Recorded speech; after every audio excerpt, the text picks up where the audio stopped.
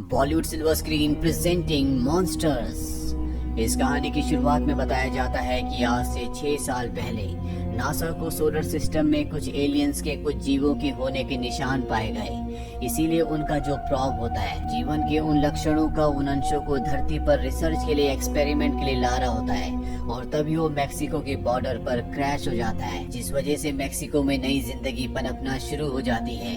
यानी कि एलियंस अब धरती पर पनपना शुरू हो गए हैं और आधे मैक्सिको को क्वारंटीन कर दिया जाता है। और अब मैक्सिको और यूएस की सबसे बड़ी लड़ाई इन्हीं खतरनाक एलियन क्रीचर से होती है। इसीलिए यूएस और मैक्सिको का जो बॉर्डर होता है, वहाँ पर हमेशा सोल्जर्स पहरा देते हैं ताकि कोई भी एलियन क्रिएचर कभी भी अमेरिका में दाखिल ना हो सके, क्योंकि अगर ऐसा हुआ तो ये क्रिएचर जो कि बहुत ही खतरनाक है, पूरे अमेरिका को तबाह कर देंगे, जैसे इन्होंने मैक्सिको को पूरी तरह से अब खत्म कर दिया। दरअसल मैक्सिको और यूएस के बॉर्डर पर एक बहुत बड़ी दीवार खींच दी गई है ताकि यूएस पर कोई भी खतरा ना आए।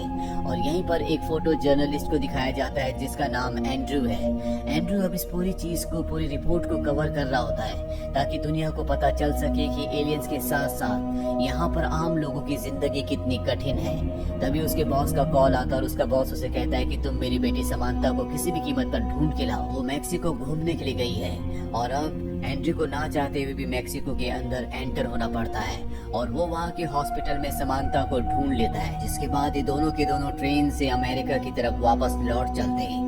लेकिन तभी इन्हें पता चलता है कि आगे का जो ट्रैक है वो पूरी तरह से डैमेज हो चुका है। इसका कारण भी एलियंस होते हैं। अब इन्हें वापस मैक्सिको लौटना पड़ता है, जहाँ पर एक लेडी ने बताती है कि 2 दिनों के अंदर अगर ये अमेरिका नहीं पहुँचे तो यहाँ का जो हवाई और पानी का यातायात है वो पूरी तरह से बंद कर दिया जाएगा। यानी कि 6 महीने के लिए इस पूरी जगह को क्वारंटीन कर दिया जाएगा। और अब एंड्रू किसी भी कीमत पर समांता को लेकर अमेरिका पहुंचना चाहता है, क्योंकि अगर ये 2 दिन के अंदर यहाँ से नहीं निकला तो समांता और ये दोनों के दोनों 6 महीनों के लिए यहाँ पर फंस जाएंगे।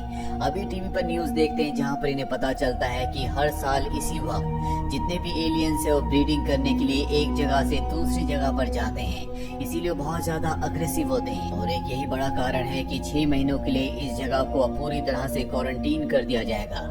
ये दोनों की दोनों फैसला करते हैं कि ये लिफ्ट मांगकर किसी भी तरह से इस जगह से निकल जाएंगे और अगली सुबह ये दोनों के दोनों यहाँ से निकल जाते हैं। रास्ते में एंड्रू को एक बच्चा मिलता है, वो उसकी फोटो खींच रहा होता है। दरअसल एंड्रू यहाँ के हालातों को अपने कैमरे में कैप्चर कर रहा है ताकि दुनिया को ये बताया जा सके कि एलियंस के अटैक के बाद मैक्सिको की जिंदगी कितनी खराब हो गई है। समांता को ये बात बिल्कुल अच्छी नहीं लगती। वो एंड्रू से कहती है कि तुम हमेशा इसी तरह की फोटो खींचते हो जहाँ पर दुख, दर्द और लाचारी हो।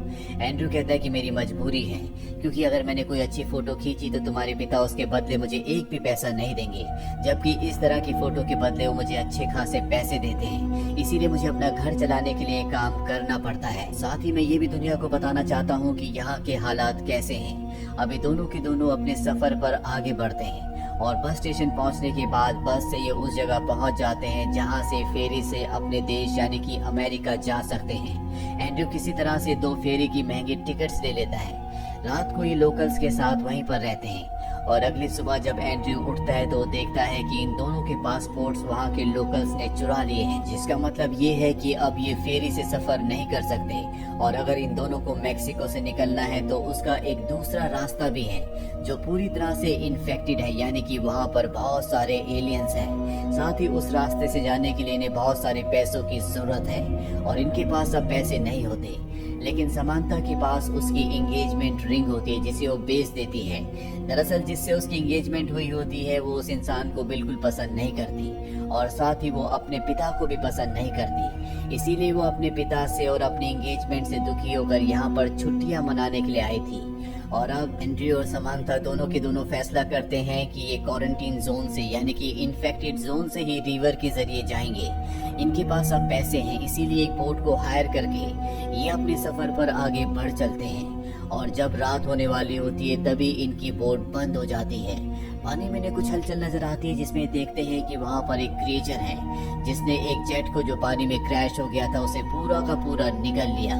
इससे पहले कि वो क्रिएचर इनकी तरफ बढ़ता इनकी बोट ठीक हो जाती है और ये सब के सब यहाँ से आगे निकल जाते हैं, जो कि और भी खतरनाक एरिया होता है क्योंकि यहाँ पर बहुत सारे एलियंस हैं। इनके साथ जो इनका गाइड होता है वो इन्हें बताता है कि यहाँ पर चारों तरफ इन एलियंस के अंडे हैं और उन अंडों से बच्चे पैदा करने के लिए क्रिएचर पानी से बाहर आते हैं, जिसके बाद ये पानी में वापस चले जाते हैं। ठीक उसी तरह से जिस तरह से मगरमच्छ पानी से बाहर अंडे देता है, लेकिन वो अधिकतर पानी के अंदर ही रहता है। ये गाइड इन दोनों को ये भी बताता है कि ये क्रिएचर बिना किसी वजह के कभी किसी पर हमला नहीं करते। दरअसल जब मेक्सिको की और यूएस की आर्मी इन पर बॉम्बिंग करती है, इन पर हमला करती है, तो ये डर जाते हैं और इनके सामने जो कोई भी आता है ये उस पर हमला कर देते हैं। एंड्रयू और समांथा जो एक दूसरे के साथ कुछ दिनों से हैं, एक दूसरे को पसंद करना शुरू कर देते हैं। अब जब ये अपने सफर पर आगे बढ़ते हैं और नाव का सफर खत्म हो जाता है, तो ये देखते हैं कि यूएस आर्मी ने यहाँ पर बॉम्बिंग करना शुरू कर दिया है, जिस वजह से इस इलाके में जितने भी क्रिएचर्स होते हैं वो सब के सब बहुत ज्यादा अग्रेसिव हो जाते हैं। वो इंसानों के ऊपर हमला कर देते हैं, वो कई गाड़ियों को हवा में उछाल देते हैं और इस तरह से चारों तरफ तबाही होती है। और एक पल ऐसा भी आता है जब समांथा के आगे और एंड्रयू के आगे वो क्रिएचर आ जाता है, लेकिन वो उन पर हमला नहीं करता।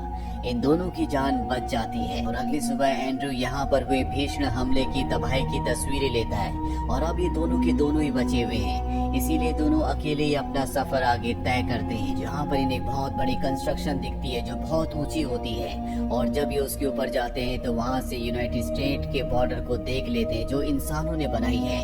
ये एक बहुत बड़ी वॉल है जिसकी वजह से मेक्सिको को यूएस से पूरी तरह से अलग कर दिया गया है। इस एरिया को क्वारंटीन कर दिया गया है ताकि यहाँ के जो क्रिएचर्स हैं वो कभी भी अमेरिका ना पहुंचे। और अब ये दोनों के दोनों अपने सफर को जारी रखते हुए अमेरिका पहुंच जाते हैं, जहाँ इन्हें पता चलता है कि क्रिएचर्स ने अब इस बॉर्डर को पार कर लिया, यानी कि वॉल के इस तरफ भी आ चुके हैं। चारों तरफ तबाही होती है, दूर दूर तक इन्हें कुछ भी नहीं दिखता और लगातार आगे बढ़ते हुए इन्हें एक पेट्रोल पंप दिखता है जहाँ पर फोन होता है।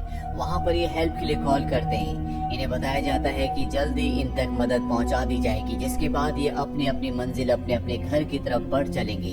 लेकिन ये दोनों ही ऐसा नहीं चाहते, क्योंकि अब ये दोनों एक दूसरे से प्यार करते हैं, एक दूसरे के साथ रहना चाहते हैं, लेकिन अब तक इन्होंने एक दूसरे को अपने प्यार का इजहार नहीं किया होता।